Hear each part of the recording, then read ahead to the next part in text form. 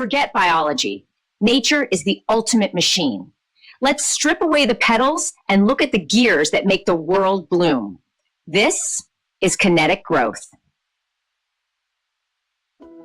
Nature is a machine. Here, we strip away the illusion of organic life to reveal the engineering underneath. Torque, rotation, and leverage drive the growth. It does not grow, it deploys. A kinetic sculpture driven by a single drive shaft, translating rotational force into organic expansion. Speed creates the form. The petals are held closed by gravity, but opened by momentum. It is a bloom that exists only in motion.